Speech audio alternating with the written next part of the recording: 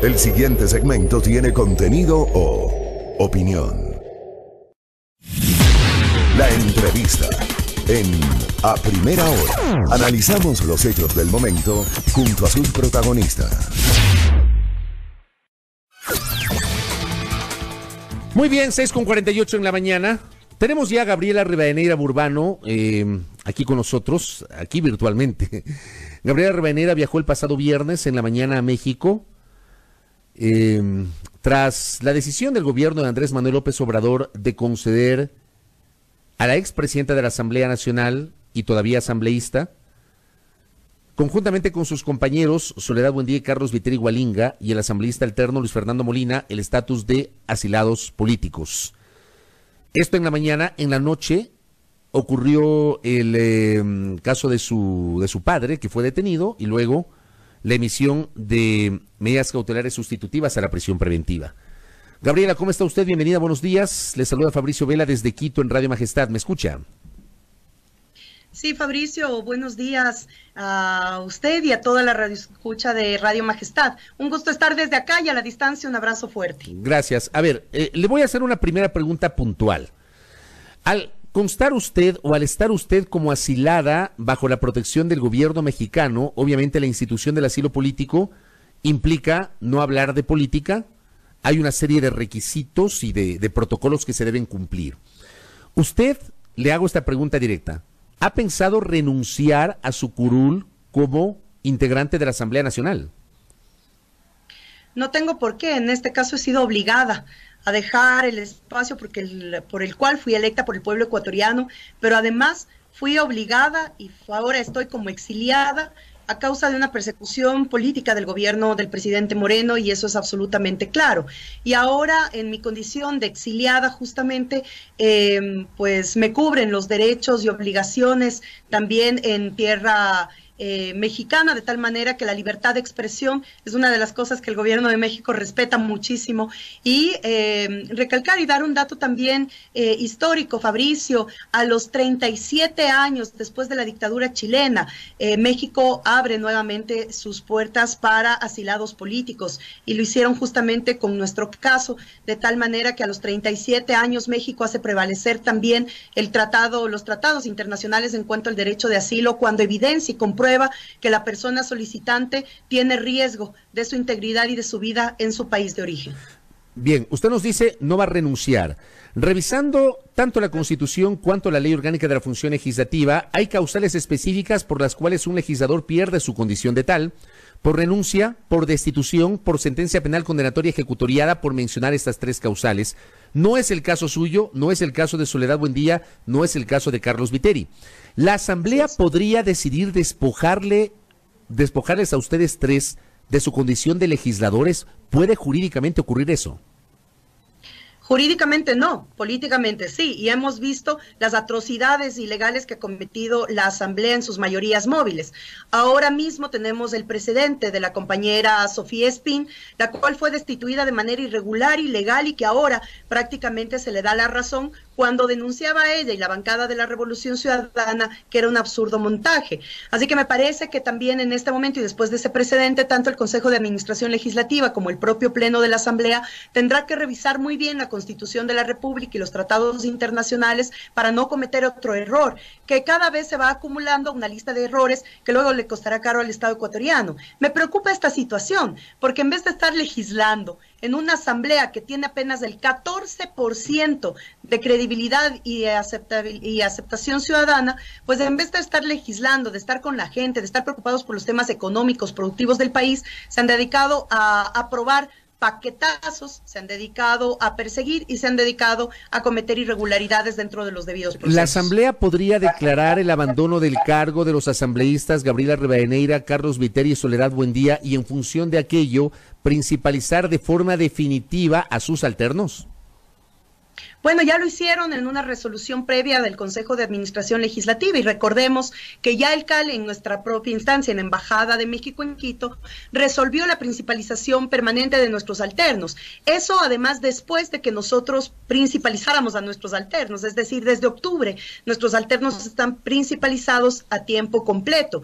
Y además aclarar aquí una cosa, que uno de los asambleístas de oposición al correísmo que está incentivando este debate al interior de la Asamblea Nacional, decir que es absolutamente falso y mentiroso lo que afirma cuando dice que los asambleístas estamos percibiendo parte de nuestra remuneración. Comentar al pueblo ecuatoriano, porque eso es parte de la transparencia de información, que desde el mes de octubre no percibimos un solo centavo. Es decir, nuestra última remuneración fue desde el mes de septiembre, pero incluso con una vulneración más del derecho, que seguramente muy pocos lo saben. En mi caso particular, yo entré a la embajada el 12 de octubre. Sin embargo, a finales de octubre recibí mi aviso de salida del Instituto de Seguridad Social con fecha 11 de octubre, lo propio mis compañeros Carlos y Soledad, que lo hicieron con fecha 13 de octubre. Es decir, la Asamblea Nacional prácticamente despidió a asambleístas. Eso, aunque no haya avanzado en la destitución y mantengamos nuestro cargo de asambleísta, todos los derechos materiales han sido retirados desde el mes de octubre, lo cual es otra violación del debido proceso y vulneración de derechos, pero además, aún más, en mi caso particular, la investidura de fuero de corte o de la propia inmunidad parlamentaria quedó de lado definitivamente cuando, haciendo un abuso de una orden de detención en contra de mi esposo por el caso de rebelión que salió el 13 de octubre, horas después de que yo fuera declarada protegida por el gobierno de México, la orden de detención no fue para mí. En el caso de Cristian, Paola y Virgilio estuvo el nombre de mi esposo, que mantuvo orden de prisión durante mes y medio que estuvimos en la Embajada de México, y con lo que además hicieron un allanamiento de mi domicilio el día 14 de octubre de manera brutal. 8 horas destrozaron mi casa con mis niños de 12 y 9 años al interno, vulnerando también sus derechos. Esas son las atrocidades que hemos estado viendo, así que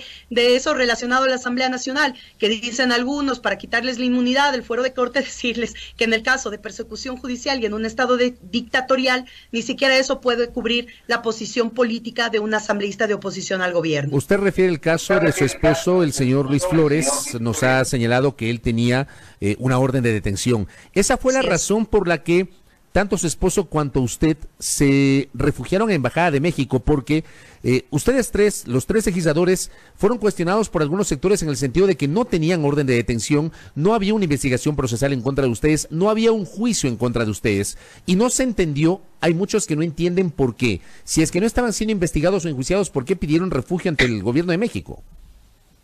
Gracias, Fabricio, por eso, y creo que el propio presidente Moreno y sus voceros entran en contradicciones. Recordemos las palabras del presidente Moreno en el Binacional en Colombia, cuando afirma que no sabían por qué habíamos ingresado a la embajada, pero que ya lo sabían porque estábamos directamente relacionados al intento de golpe de Estado de octubre. O la propia ministra María Paula Romo, que el día de ayer en una entrevista en un canal nacional acaba de ratificar la misma postura, o del canciller Valencia, cuando dice que aún que nos han dado las facilidades para salir del país el pasado jueves, pues nosotros estamos involucrados en esas acciones. Pero esto no es nuevo, Fabricio, y yo recuerdo haberlo hecho en varios medios de comunicación, en mis intervenciones en el Pleno de la Asamblea y en cartas públicas a la ministra María Paula Romo, denunciando públicamente el seguimiento extrajudicial que yo vengo denunciando desde hace año y medio. No es un tema casual, no es ahora. Tener seguimiento permanente por parte de DGI, escuchas, intervenciones en mis comunicaciones, mis hijos con seguimiento de DGI y mi esposo. Todo esto ya lo veníamos denunciando y era parte también del historial de actores políticos perseguidos por el régimen de Moreno. Pero el día 12 de octubre, en medio del estado de excepción y de toque de queda, esto se profundiza cuando en pleno toque de queda yo recibo la alerta de un ex colaborador mío en la Asamblea Nacional, cuando estaba en la presidencia de la Asamblea Nacional, en donde me indica que van a salir a sacar una orden de detención contra algunos dirigentes de la Revolución Ciudadana y entre esas contra mi persona. Y eso ya se ratifica porque incluso recordar que los días del paro, por la misma manera por la que fue detenido nuestro compañero asambleísta Jofre Poma, teníamos varios de nosotros boleta de detención para ser detenidos en momento infraganti, es decir, en cualquier paro o movilización. Sin embargo, nosotros estábamos en nuestro domicilio porque eso fue un tema ciudadano y de las organizaciones sociales. Sin embargo, ese día que yo acudí a la embajada, a la media hora después de haber ingresado a la embajada, el gobierno de México anuncia mi protección, por lo tanto la boleta ya no salió a mi nombre, salió a nombre de mi esposo, que ni siquiera es dirigente, que no tuvo participación en el paro y que se lo acusó de haberse tomado una selfie en una de las movilizaciones que fue en Quito y que lo acusaron de haber paralizado obra pública en Otavalo, donde no habíamos ido justamente semanas atrás por las propias posiciones políticas del paro y del cierre de vías. Al día siguiente sale la orden de detención contra mi esposo, insisto, recién mes y medio después bajaron la orden de detención y el lunes se realiza el allanamiento de mi domicilio. Esto se suma a una serie de denuncias, tanto en Contraloría como en Fiscalía, que hemos tenido que ir agotando en vías judiciales sin que se haya demostrado absolutamente nada, pero sin cerrar los procesos debidos. Es decir, tanto mi persona como muchos compañeros que tienen procesos abiertos, que además caducan por el tiempo, ni siquiera son cerrados, los tienen ahí para que a la primera oportunidad activarlos y poder detener a compañeros que están haciendo actoría y vocería política en contra del gobierno de Moreno. Me queda claro su posición. En honor al tiempo, vamos rápidamente al tema de su papá. Ayer estuvo acá Gabriel Rivera, hizo una exposición desde el punto de vista jurídico de lo que había ocurrido. Le quiero hacer algunas preguntas puntuales. ¿Cuál es la relación del señor Pedro Rivadeneira, su señor padre, con el señor Flores, quien en cambio sí fue detenido y sobre quien sí se ratificó la medida cautelar de prisión preventiva? ¿Qué tipo de relación tienen? Porque también se señaló que el señor Flores supuestamente es familiar suyo. Sí, muchas gracias, porque además de eso no lo hizo cualquiera, lo hizo el propio presidente Moreno en un evento en una institución educativa donde se refiere que han descubierto una red mafiosa por poco encabezada por el padre de la asambleísta refugiada en México y por un familiar. El señor Flores, la coincidencia es tener el apellido, no es nada, no tiene ningún tipo de parentesco, siquiera con mi esposo, Luis Flores, ni con nadie de la familia Flores. Y segundo, tiene una relación justamente de amistad con mi padre, que él lo dijo sin tapujos en la misma audiencia, porque además a Mauro Flores se le involucra dentro de este proceso, supuestamente y ahí hay versiones contradictorias. La fiscal en la audiencia dice que son por movimientos irregulares en cuentas bancarias, la cual quedó demostrado que mi padre en su única cuenta bancaria, que es una cuenta de ahorros, no llega a tener ni $20 y que él vive de su jubilación y que ha sido trabajador toda su vida, tiene 62 años. Pero además, ayer que la ministra María Paula Romo en su entrevista dice que es justamente por conexión de unos contratos por Petroecuador en Esmeraldas, es decir, ni siquiera la propia línea comunicativa del gobierno puede ponerse de acuerdo por qué mismo es. Lo que sí sabemos es que mi padre fue violentado en su debido proceso, fue además violentado en su presunción de inocencia, al saber que hay una denuncia contra él desde hace 10 meses, puesta por Iván Granda, ministro de gobierno del presidente Moreno, compañero sentimental de la ministra María Paula Romo, y que nunca fue notificado de haber estado inmiscuido dentro de esa investigación. Y es sorprendido en una madrugada, en un allanamiento y en una detención que además muestra graves indicios. Me imagino que Gabriel Rivera, el abogado, parte de la defensa técnica, habrá comentado. Pero después de su detención, pudimos saber de mi papá 4 horas después, 4 horas que no sabíamos a dónde se lo habían llevado. Nadie decía nada, nunca tuvo contacto directo con su defensa. No nos dieron el historial médico de Elías, a pesar de que fue solicitado por el abogado defensor, en una muestra absolutamente clara de incumplimiento de funciones por parte del funcionario o funcionaria de Elías en la provincia de Imbabura. Es decir, aquí hay un listado de vulneración de derechos, parte de una persecución absolutamente clara y de un montaje. ¡Qué coincidencia! Que 24 horas, no habían pasado ni siquiera 24 horas de mi salida del país para que hagan este acto bochornoso y burdo con mi padre, que no tiene nada que ver en una lid política, y como yo le he dicho, si es que hay que disputar políticamente, hagámoslo en los espacios políticos y democráticos, más no con este seguimiento absurdo frente a familiares y peor aún con una persona jubilada, con graves problemas de salud que no tiene absolutamente nada que ver en este caso y en la relación mía con la oposición al gobierno de Moreno. Correcto. Brevísimo, lo último, porque se me terminó el tiempo. Su papá es propietario de un hotel en la provincia de Esmeraldas. ¿Es eso cierto?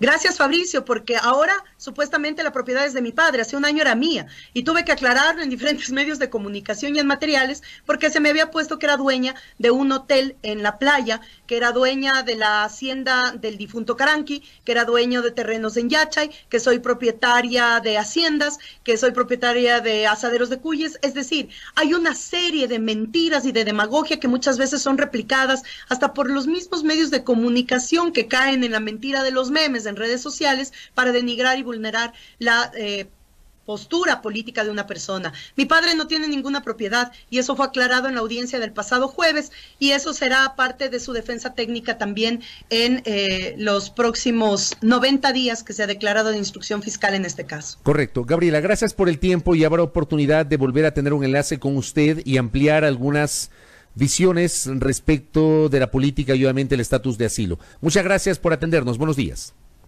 Gracias, Fabricio. Un abrazo. Buenos días. Gabriela Rivadeneira, asambleísta, expresidenta de la Asamblea Nacional, conversando aquí en A Primera Hora. 7:30.